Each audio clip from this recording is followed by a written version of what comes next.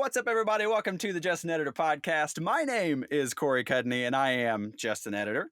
But today I have with me somebody who has worked on shows like Rick and Morty, Hulu's Solar Opposites, as well as most recently, the huge success that was Amazon Studios' Invincible. Today we have Matt Sipple. Howdy, how's it going? Good, Matt. Thank you so much for coming on. Yeah, you're welcome, man. Yeah, so I just wanted to, start right off the bat with the show of the hour, I could say, that is Invincible, because it kind of took me by surprise. I hadn't read the book or anything, and I had heard a bunch of people online like, this book is great. You got to watch this show when it comes out. And so I listened to them and I started it. And like many people, episode 1 got me. And I was like, all right, I'm in. So you are actually one of the editors on episode 1. And so you were directly responsible for a lot of people's retention for this show. Yeah. Yeah. So I just wanted to start at the beginning and say, how did you get on the project? What is your feelings on the project? It's kind of a fluff question, but what was your experiences on the project? Was it as much blood and guts on the project as it is on the show? Well, I still have all of my blood and all of my guts. Nice. Actually, physically. But so the way I got onto the show, I was working with, this is years ago now, when I was working with one of the producers at a different studio. Mm-hmm. I saw that she had posted something on LinkedIn saying like, I need a senior editor. And I'm like, well, I don't feel like a senior role, but I'm going to reach out to Elon anyways and be like, hey, if you need somebody, I'm here. Let me know what you think.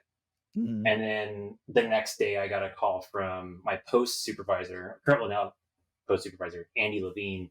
And he's like, hey, come work for us. Cliff's notes.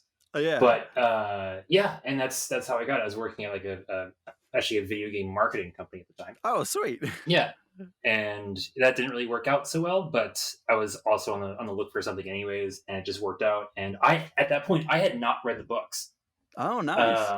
And then I spoke with Andy, and like that night I went on to Amazon and downloaded the whole first compendium onto my Kindle and just blew through it before I even started on the show. Yeah.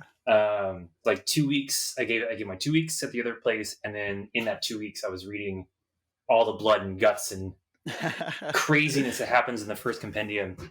At that point, the animatics had already been cut, and 2 of the other episodes had already been totally completed. Oh, wow. And we're like already in the can. And then I come on to episode 1, and we were working through it quite a bit, and it kind of felt like it was half done on my end, but it wasn't. Like we had to go through, and there were some parts that we had to completely reboard and had to start over on some of it, not all of it, but some of it. And when I first saw like that whole ending, I was like, this is insane. What have I gotten myself into? Can I stay on this forever? Yeah, exactly. Yeah. So you mentioned, you've been on, like I said at the beginning, quite a few animated shows. Is that kind of regular to happen where you're in the middle of an edit and you're like, oh, we got to reboard a lot of this? Or is that kind of a more like special thing to happen? Oh yeah, it definitely does happen. But kind of like where we were in production, it wasn't so usual. But like the thing with animation is like, you don't really know if it's all going to work until it's all animated. Okay, yeah. Like you assume it's going to work. Like the animatic is supposed to be working when you send it off to animation, but then if you get it back, like, all right, this isn't really what I envisioned, then you go back and you reboard it and you start over for parts, and then you have it sent back. It costs a lot of money, but sometimes it happens. So how was it cutting the show where you had just finished the book, it sounds like? Yeah. And you guys, to y'all's credit, like the whole studio's credit, I'm one of the people who believes that I think the show does a lot of things a lot better than the book, to be honest. And I feel like you guys improved on a lot. So how was it working on the show? Did you feel that going into the show, or like, I should say working on the show, where you were like, oh, that's a cool little change that we just did? Yeah, I did. I really feel like it did the work justice, especially in this first season, because I know that Robert Kirkman was really trying to stay faithful to the books. Yeah, and it showed. And when I read through it and I started watching it, like this is happening almost verbatim. And Hmm. it's really cool. There was a few slight changes that they did that I was really happy that they made these slight changes, and just to keep up with the times, so to say. Yeah. Because I guess it was all written between like 2000, or it ended in like 2008 or something. Hmm. I don't remember exactly when they stopped making the show or the comics, but it was like it's just an update for our modern society. Yeah. But yeah, I was happy they did that. Yeah, and there's a lot of little things like Amber as a side character is, in my opinion, a lot more fleshed out in the show. Where So in the much book better. she's just kind of there, and Yeah, exactly. in the show you're like, oh sweet, like I totally see why you are doing the things that you're doing. Like it makes sense. Yeah, that's exactly what I was thinking. Like the way that they worked with Amber's character, I Hmm. think does her and the rest of the show more justice, because she's a nice, strong female that doesn't take any crap from anybody, and it's in the books she was just kind of like you said, just kind of Yeah, there. exactly. It's how does working on, because I like to do my research and look at y'all's IMDb's and everything before these episodes, and I noticed that a little bit earlier in your career and stuff, you have a penchant for more like animation geared towards kids, I would say, with like Pirate Express, and this one that I love the name, so I'm going to say it, Oh no! Rainbow Butterfly Unicorn Kitty. Oh no! So how does it working? Like you're in the middle of working on Invincible, like I said earlier, very blood and guts heavy show. Are there moments where you're cutting and you're like, I can't believe I'm doing this? Where just a few years ago I was cutting this very, kids geared animation. Oh yeah, 100%. Like, how did I go from that to this? Um, yeah, so like I was working at, I worked at a studio. Well, let me backtrack a little bit. Hmm. I was working in VFX back in like 2013, and I had to get out. I was only there for like 6 months, but I worked like 20 days straight in a row, and like I Oh. can't do this anymore. I'm not really editing anything, and I just kind of fell into Pirate Express. They were asking for an editor, and I'm like, I'm an editor, Hmm. and they brought me on, and that's kind of where it started. Like I didn't choose animation. Animation chose me. It's like going through school and going through everything else. Like you always assume that you're going to be going into Hollywood and cutting big feature films, which doesn't always happen. And so sometimes like just the world decides for you that you're going to be working here. And I just kept getting jobs in animation. Hmm. And one of my buddies was working at a different company. I'm like, hey, my contract is coming up on Pirate Express. I need something else to come up for it, and I just kept hassling him, and then hassling the other company, and they brought me on just because I knew that's what was happening in town. And here I am going from Pirate Express to Invincible. Like however many years later. So like at least Pirate Express was fun because you can make fart jokes, Yeah. and that's where I kind of like really liked. Like yeah, Pirate Express is more for like 13 to 15-year-old kids, definitely Got more you. skewed towards the boys probably Hmm. at the time. I don't think it actually made much of a didn't really get to air completely. Oh If wow. it did, I think it was in like French speaking Quebec. Oh. um, but on that show it was fun. It was a bunch of dumb jokes, and like me and the director got along really well, and we're like, let's just make this joke dumber. Hmm. And that's kind of like where I was like, this is cool. I can totally see myself working in this area where I get to make dumb fart jokes for a living. Yeah. And then I got moved over to this other studio, and I was on a couple other shows, and that's kind of like where the kids stuff came in, because they kept moving me on, like, here, this show's done, this one's coming up, would you like to work on this? I'm like, I like to work, I'll keep working, I like to get paid. Yeah. Yeah. Who doesn't? Yeah. So I work on that one, and then that contract rolled on to another one, and that contract rolled on to another one, and then I overheard in the studio that Rick and Morty was starting up, and the line producer, was he a line producer at the time? Anyways, I think he was a producer or something on Rick and Morty, and he and I were working on a different show. I'm like, hey man, do you need an editor on Rick and Morty? He's like, I do. We'll get you on it. Nice. So it was like a little bit that's like right place, right time. Yeah. And that was for season 3. Oh, sweet. Okay. And in between season 3 and season 4, you can't you got to work on something else in between seasons. Yeah, it was such a long break. Yeah. Yeah, exactly. And that's where I fell into rolling back a little bit. We There was that time when Louis C.K. got into a lot of big trouble, Hmm. and we were working on a Louis C.K. show at the time in between Rick and Morty 3 and Rick and Morty 4. Oh man. And so that whole production got shut down. Oh wow. And like I think we had animated like 8 minutes of it. And they're like, all right, it's done, it's canned, and there's this entire huge production team without jobs. And Jeez. I was out of work for like 5 weeks. Mm. But they say like we're gonna bring you back. We just don't know on what yet. And that's when Rainbow Butterfly Unicorn Kitty showed up. Nice. Okay. Okay. Yeah. And it's a Nickelodeon show. Yeah, and I did animatics on that, and it was a time.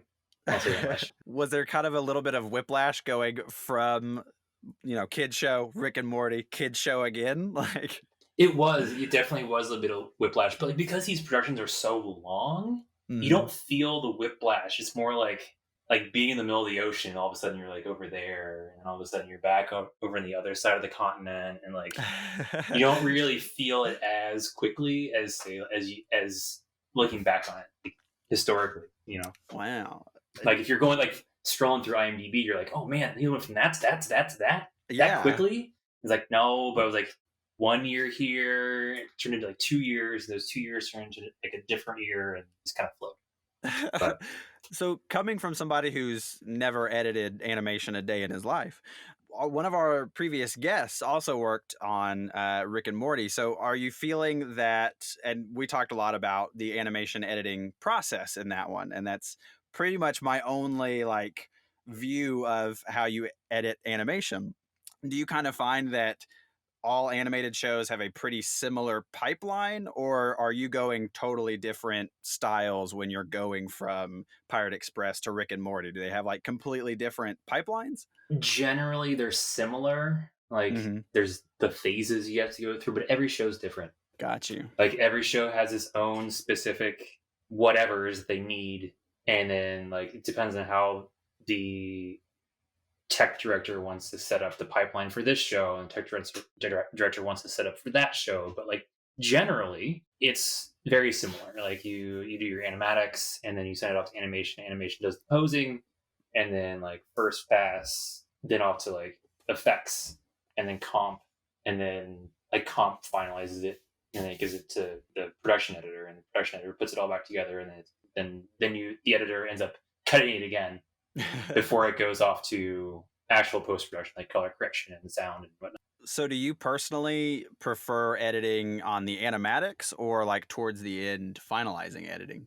So with Invincible, I came in on after all the animatics were done, Hmm. and I came in with like all the footage already animated.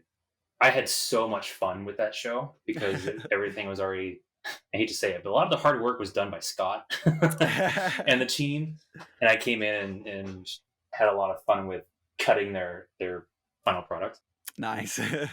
But depends on the show, like animatics can be grueling work or it can be super fun. Hmm. So it depends on the show. Got you. It's hard to really say. Yeah.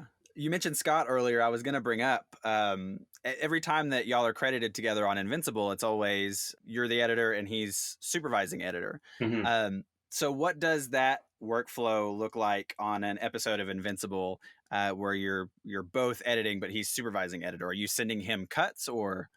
So Scott and I never actually worked together.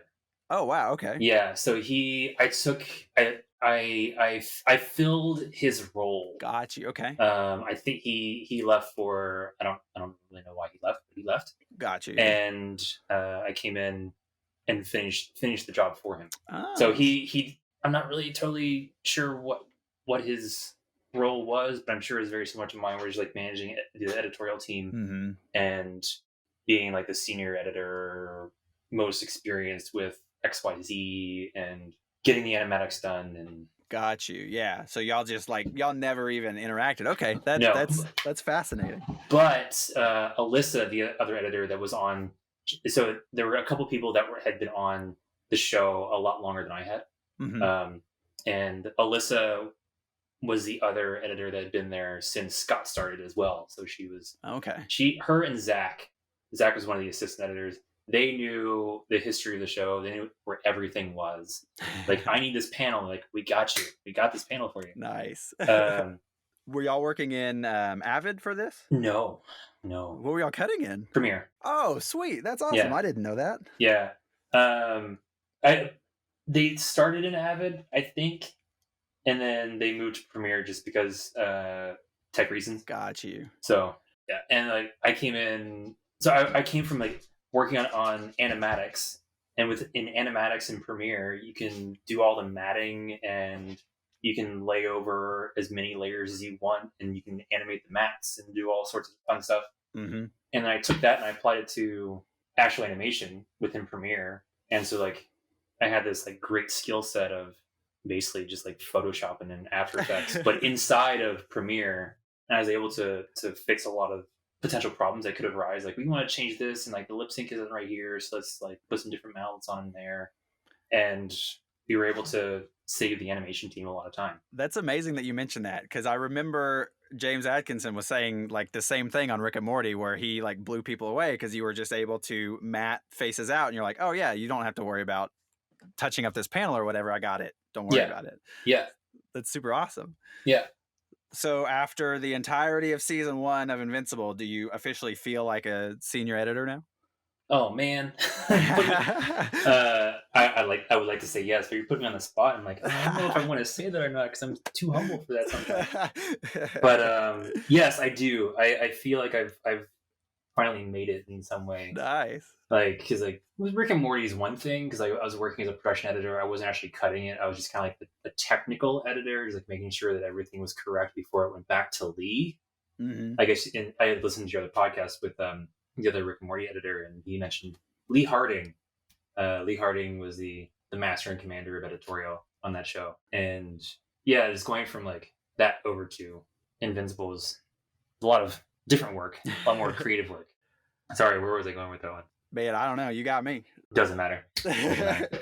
So do you prefer, now that you've done, you're like firmly planted in the most adult, well, not the most adult animation, but a pretty adult animation, do you ever see yourself, I know you can't like foresee the future, do you ever see yourself going back to the kid realm, or would you rather stay in this realm of animation? Until I'm diagnosed with PTSD, I think I'll stick with the Invincible side of things.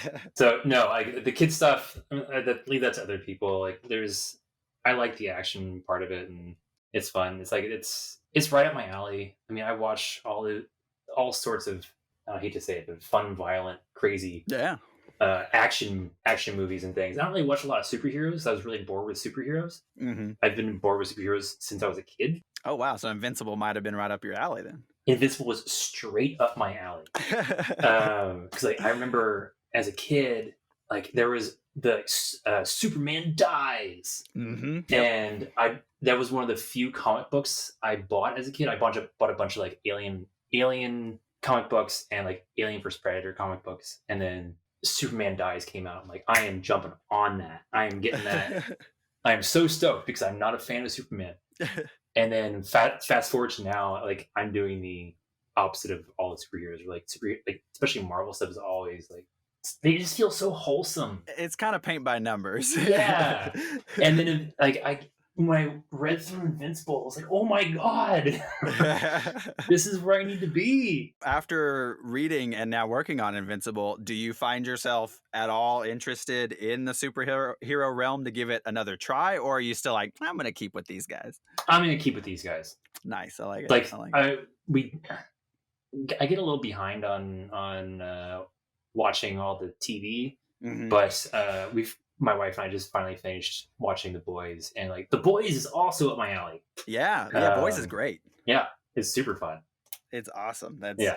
So as my last like Invincible question that I've got is another fluff one, honestly, but it's like, there's The Boys is a great example where every week for Boys season 1 and 2, Twitter pops off and Twitter's just like going crazy about how nuts this is.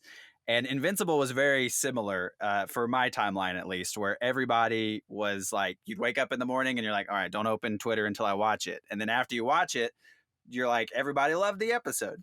So how Mhm. was it for you, especially because you edited a lot of the seminal episodes, the like Battle Beast introduction and then the final 2 episodes, which are expertly paced. I actually may have other questions on that. But like, how does it feel seeing people's reactions to just how awesome the show was? I was blown away. Yeah. Did you kind of feel it while you were editing it that people were going to dig it, or did you not really know? I had to temper my expectations Hmm. quite a bit while we're cutting it, because like it's hard to know, because especially you're always under NDA, so you don't know what people are going to be into. You don't know how people are going to react to anything that you're doing. Yeah.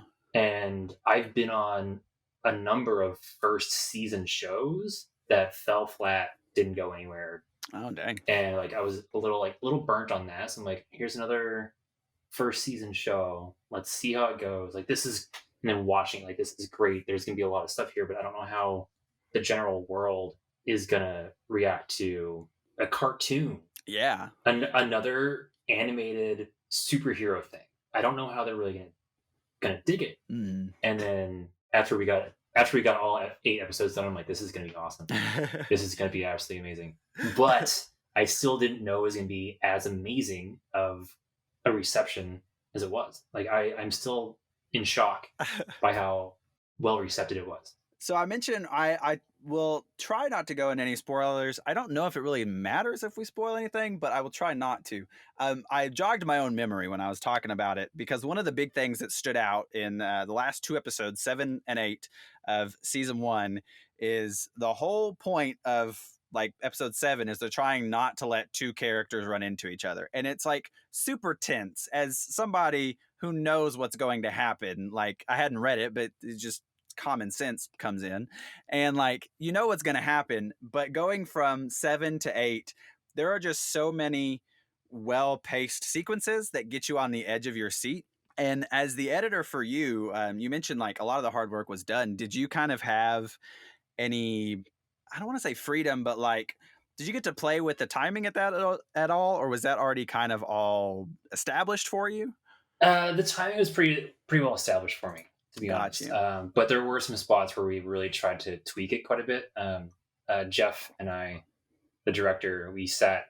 I mean, specifically in the last 2 episodes, we worked on those shows for hours and hours and hours and hours and hours. Mhm. But it was a collaborative effort to get that just right. So I can't really take credit for that. Yeah. Full credit. So Well, it shows either way. Like there was those last 2 episodes are intense. They are yeah, solid. like that whole train scene. Oh my god! And Oh that my god! And my heart was now. Has nothing to do with editing, but my heart was kind of broken when I read the book, and I'm like, they just made that up for the show. Like that's the yeah, most heart wrenching part of it. Like you're that's like, oh that's my god. that's Kirkman, man. Yeah, it's crazy. Yeah. That's like I feel like I'm asking the same question over and over again. But like when you're editing it, are you just like, oh my god, this is disgusting? Like how much can we show? Like are you have you kind of been worn down by The answer is always more. it? Make it like do more. So I know we were when we were watching it like there's not enough blood here. There's not enough bodies. There's not enough gore. There's not enough body parts. Like we need more. Like come on, like amp it up more and more and more and more, and now you get what you get. Yeah, like, with the way that like our culture and our entertainment has gone, Mhm. especially. I mean, I don't want to sound old. Like back in my day, like just growing up, it's like the amount of gore that's on TV and even in movies has Yeah. increased so much over the past 30 years that Mhm. it's like when it's animated, you're like just let it all out. Yeah, And just show like let's whatever. just let's just yeah show it everything. Go put more in there if you can put more blood. If you can make the entire screen blood, just do it. Um, yeah, So like I said a ton, I mean, congrats on the show. It was absolutely amazing. I loved it. But Invincible is the now. Well, it's really like 2 weeks ago, but Invincible is the now and the here. And I want to go back towards the beginning of your career. And I Mhm. want to ask you the same thing that I like to ask everybody, just because it's fascinating and I love hearing people's stories about it. How did you get into editing? Like, what was your passions? I mean, what got you into it? So go all the way back to high school, 8th grade, 9th grade, something like that. Got you. Okay. Awkwardness, Yeah. prepubescency. Well, no. Yes, but no. Pubescency. Yeah.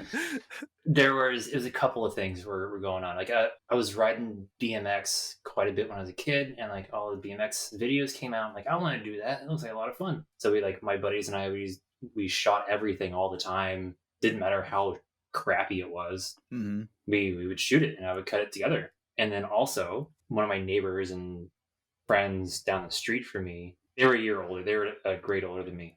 So like always like people that are a grade older were like, oh, they're so cool, right?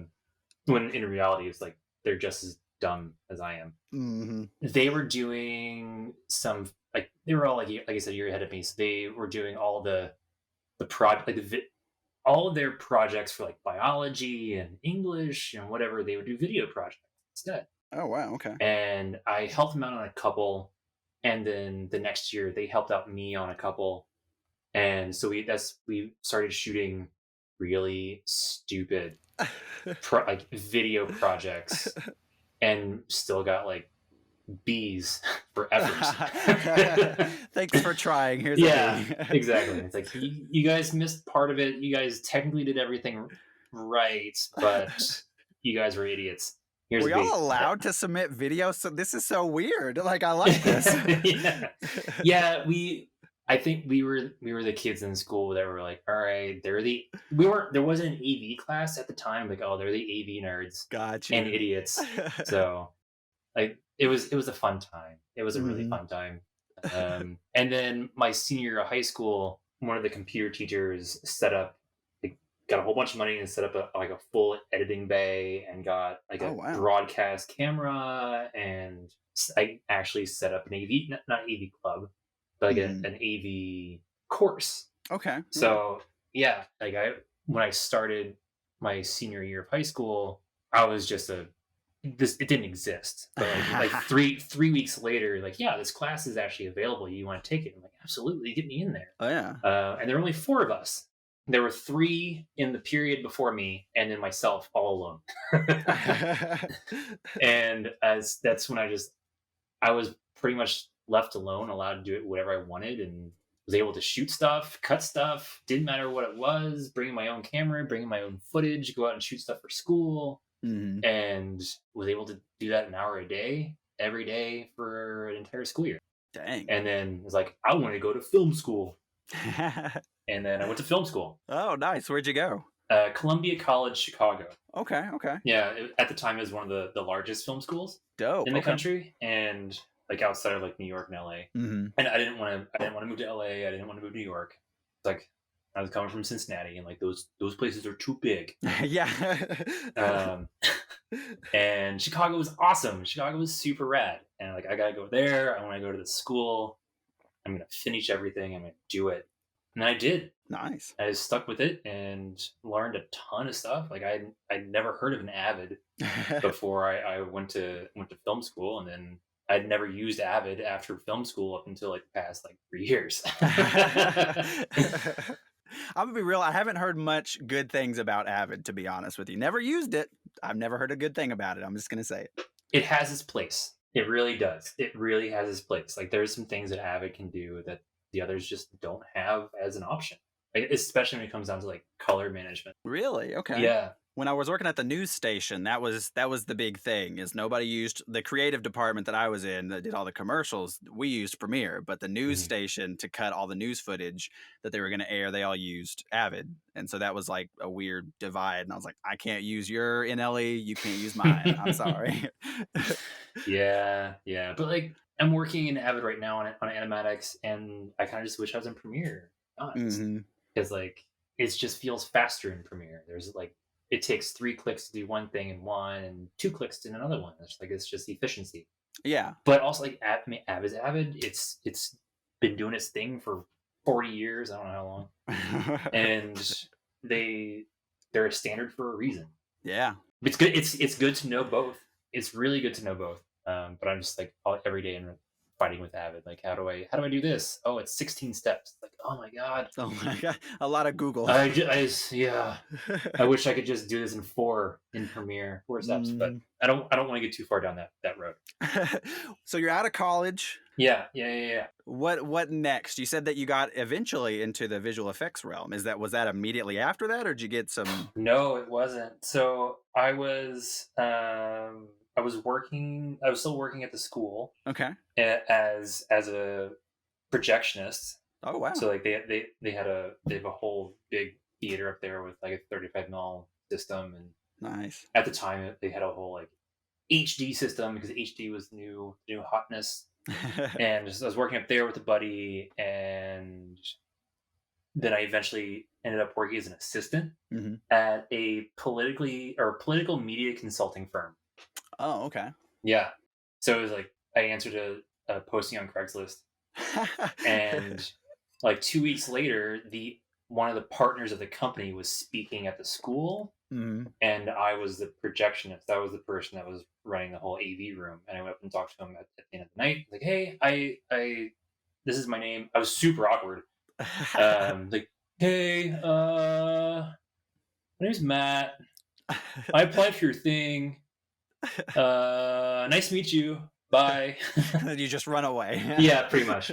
And like the next 3 or 4 days later, I get a call from him, and the editor, Mike Burning, was also a Columbia grad. Oh nice. Okay. So like it all just kind of came together, and I worked at a political media consulting firm, which was super weird Yeah. for a while. But we were doing all like left leaning Democrat associated stuff, and we did some we didn't do it was during the 2006, 7, 8 cycle. Got you. So Yeah. it was like leading up to Obama's first term. Hmm.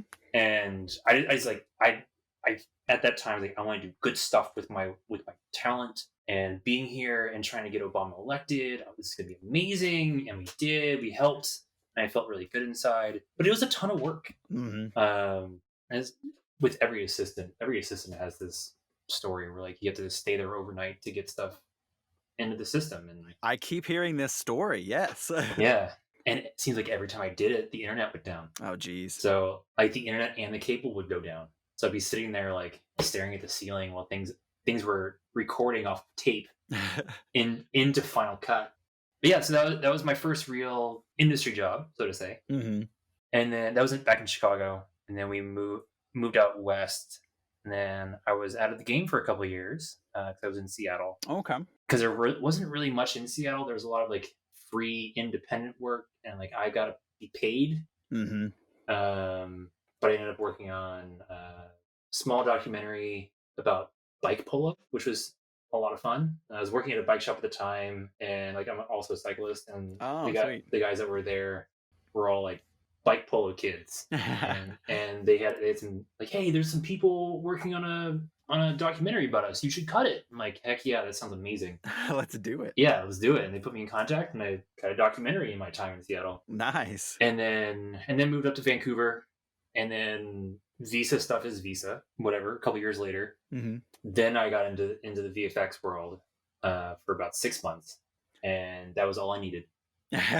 Which I wanted to ask you about because, again, IMDb, the Yeah, source of all of my knowledge, has you down as an IO coordinator, and I don't know what the heck that means. an IO coordinator. So IO stands for in and out. Oh, okay, okay, An IO coordinator is pretty low on the totem pole, got you, got but you. they are the first people to see the footage and the last people to see the footage. Hmm. Very similar to being an editor. I applied for an assistant editor job, and in the interview, they're like, yeah, we want you to do this. Oh gosh, I hate those interviews. Like, you know what?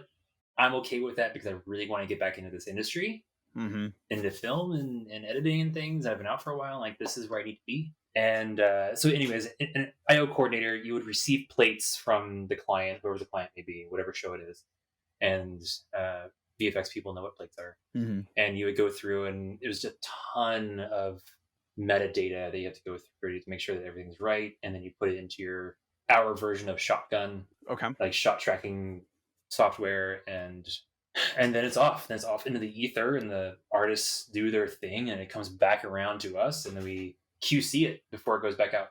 Are you just watching it on repeat, like just focusing on different areas? What I was told how to do things, like do like the heads and like compare and contrast to like an old plate or something, Yeah. and then go to the middle, check that, go to the end, check that, and just make sure that there's nothing crazy going on, and make sure that all the frames are there, the frame counts are right, Hmm. and then you would give up to somebody else, and they would actually transfer the data to the client. Nice. So like kind of when all said and done, when it's said like that, it sounds like a pretty boring job.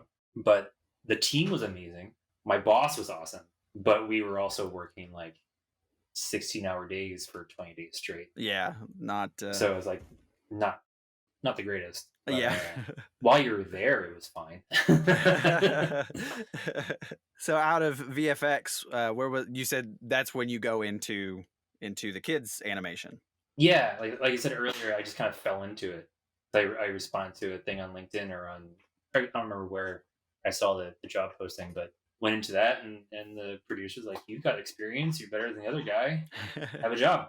So going into that one was a relative like cold application? Yeah, absolutely. Wow. Okay. Yeah. Cool. So like the VFX was cold app.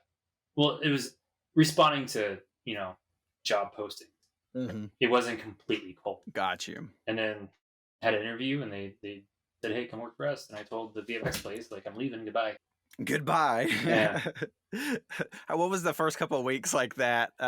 Jumping on to Pirate Express, was it just like, oh, this is heavenly? it was because I was working normal hours. I was working a solid 9 to 5:30, maybe six sometimes. You were like, I can have dinner at 6 o'clock and go to bed at 10. I can see my partner every night. I can come Yeah. home and sleep in my own bed.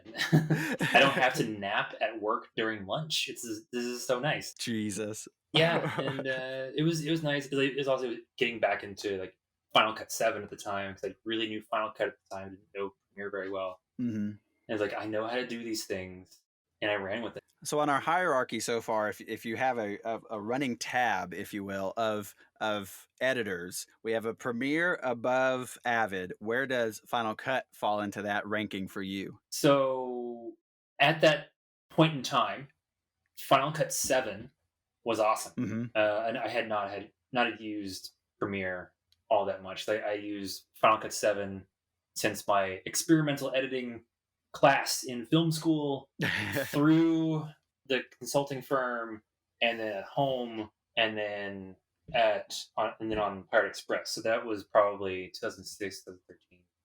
I thought it was great at the time. Yeah. And then I got into Premiere, and Premiere has evolved fairly well over the years. It has its bugs, it has its problems, Hmm.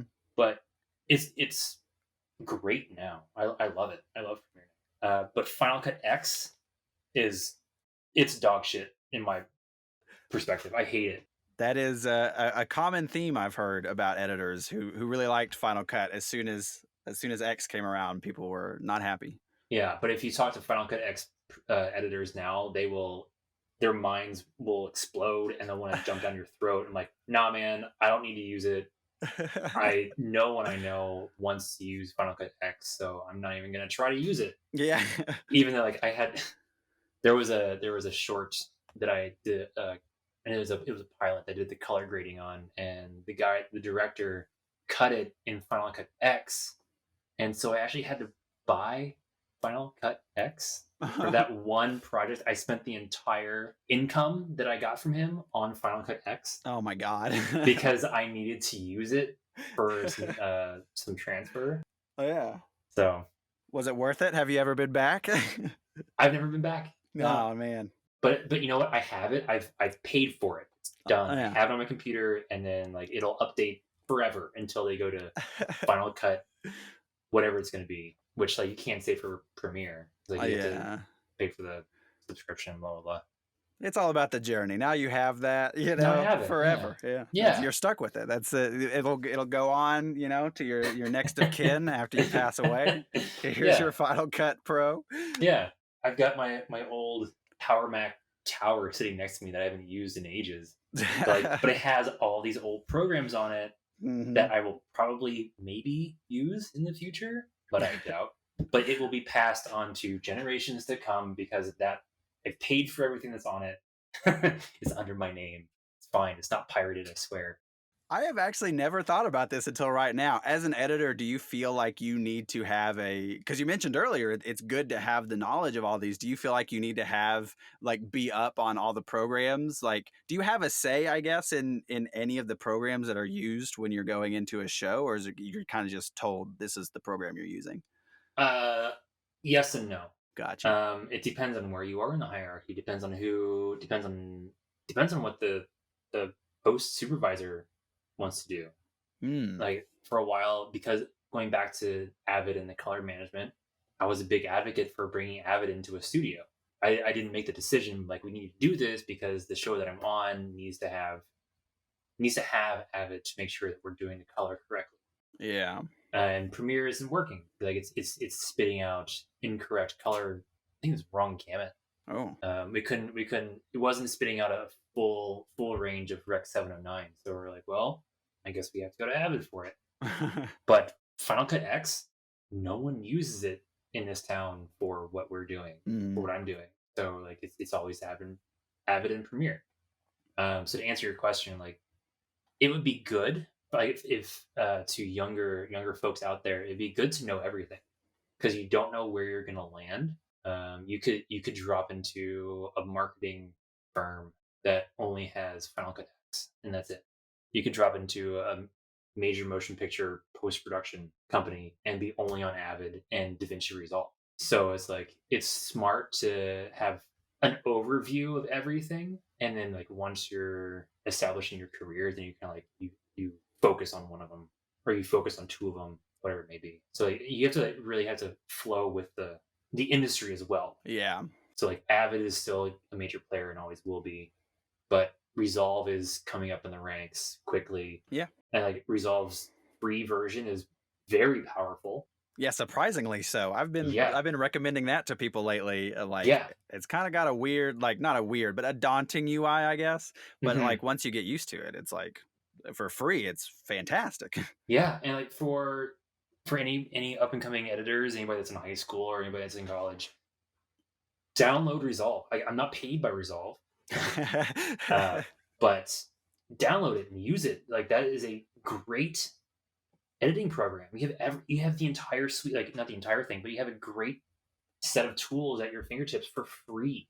Hmm. And I feel like that's where Adobe is failing. Like they have all their stuff, but they charge you every month, Yeah, it's and nuts. you're gonna be spending like thousands of dollars over the course of however many years to keep it on. But you can also just have Resolve for free, which is almost the same thing. Yeah, and it's fantastically handy. That's at my current studio. We main Premiere, but both Hmm. my boss and I are like, we're gonna start learning Resolve.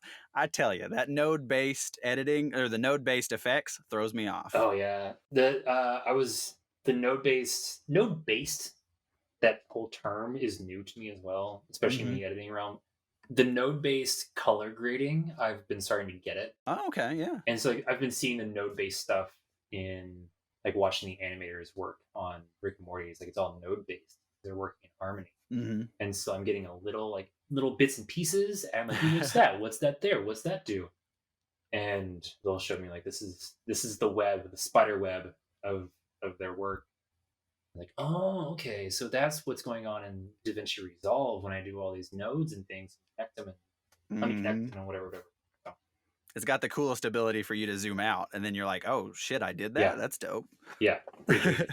So to wrap it up, as I always ask everybody, for you specifically, you can't say Invincible because that's a cop out, and I will not have it. And so I want to know, what is your favorite project or moment or couple of projects? Like, what's your standout if you have to say of your career so far? Oh man, so the two Emmys on Rick and Morty. That would be a highlight. Wait. Did you win the Emmys? No, I did not. No, Okay, I was about to say we didn't no, no, even no, no, talk no, about this. no. But the show won an Emmy 2 years in a row. Yeah. Seasons 3 and 4, and those combined would be the highlight of my career so far. I mean, Invincible, outstanding. But Can you say that you're an Emmy-winning editor on your resume? Like, can you do that? that's a gray area. I don't know. I just say worked on On an Emmy award-winning Emmy show. award. It's like I've got these 2 certificates sitting behind me that say uh, for contributions Nice. Okay. to the Emmy award winning blah blah blah blah Okay. Yeah. Then it totally blah. counts. Yeah.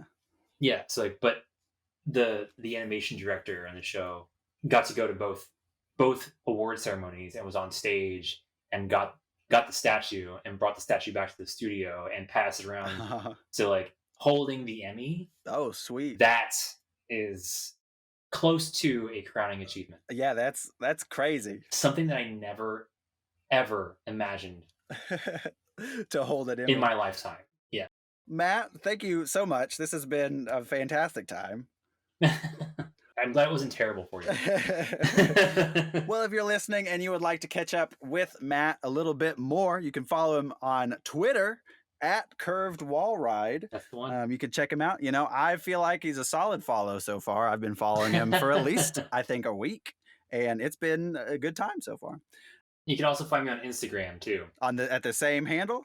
No, it's Matt Sipple semi-official. Perfect. I love it. Yeah, you'll find me there too. Well, thank you so much for listening, everybody. If you would like to subscribe, feel free to drop a subscribe on YouTube or any of the podcast services that you normally listen to. Thank you so much, and I will see you in the edit bay.